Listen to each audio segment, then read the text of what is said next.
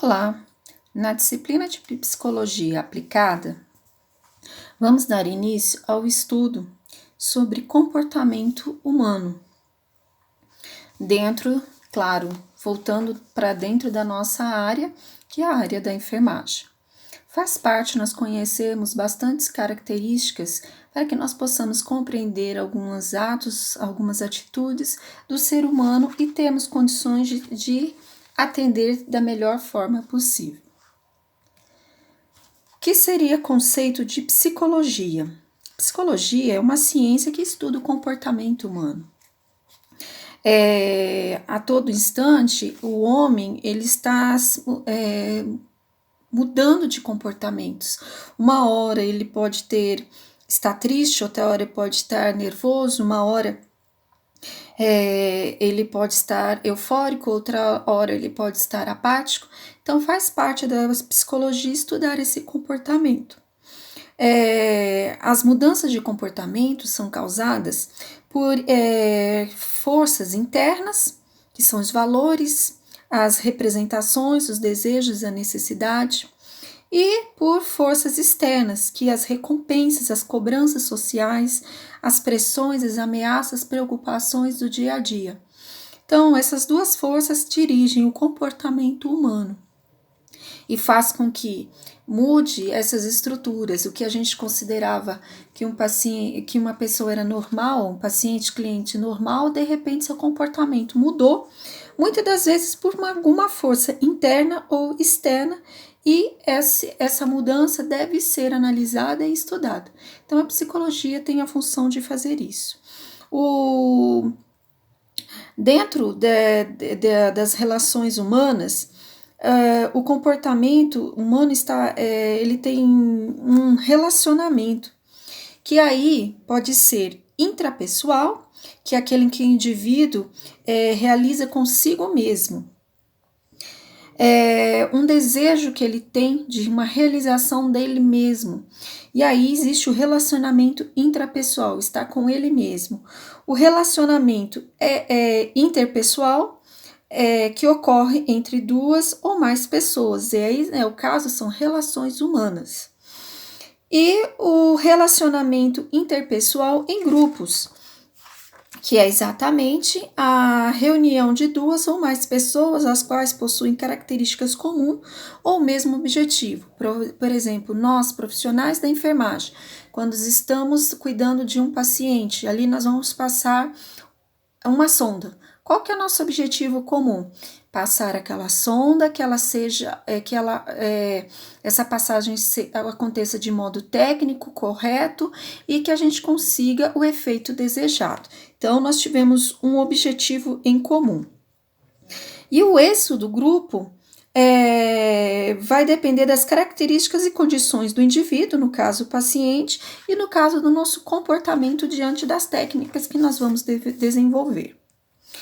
A questão de relacionamento também veio bastante mudanças no Brasil, principalmente com as mudanças da questão da área da saúde.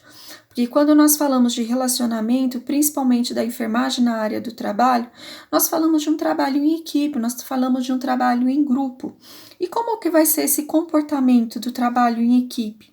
Que é caracterizado pela relação recíproca entre o trabalho e os trabalhadores, e em que há interação na busca de um único resultado. Como é que vai ser isso? Vai ser de uma forma agradável? Vai ser de uma forma sou obrigada a fazer, ou vai ser de uma forma bastante desagradável? Então, isso faz uma interferência, faz com que essa relação modifique exatamente o comportamento no trabalho.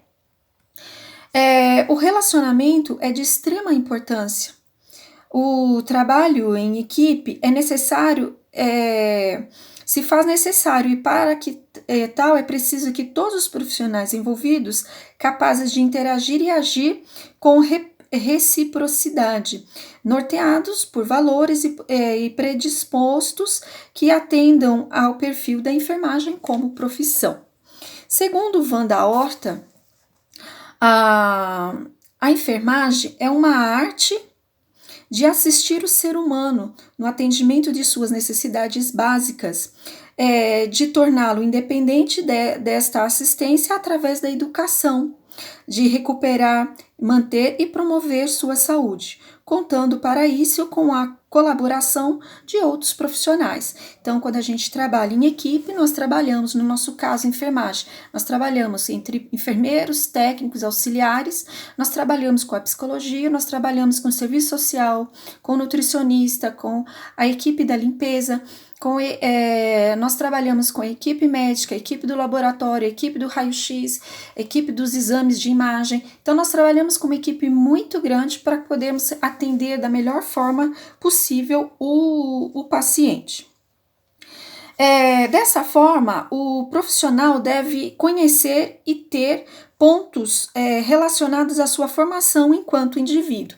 Aí nós estamos falando exatamente de personalidade, que é compreendido como a organização constituída por todas as características comportamentais de um indivíduo, ou seja, é a soma de todos os seus comportamentos, desenvolvido, claro, ao longo de sua vida. Isso começa lá desde a infância e vai se desenvolvendo até chegar na fase em que ele está naquele momento, que é a fase profissional. De acordo com personalidade, nós temos a estrutura da personalidade baseada no pensamento de Freud. Quais seriam essa estrutura da personalidade? O ID, que corresponde à porção mais profunda e hereditária do aparelho psíquico, está guardado lá dentro. Nós temos um impulso e segue o princípio do prazer. O indivíduo que tem predominância do ID são impulsivos, instintivos e agem conforme a emoção. O ego, que sugere pela necessidade de adaptação do ID, e as pessoas guiadas pelo ego são práticas, cautelosas, sensatas, poderosas, mas racionais. E aí a gente tem o superego, que desenvolve-se pela incorporação de estruturas psíquicas, de regras e normas ditadas pelo mundo externo.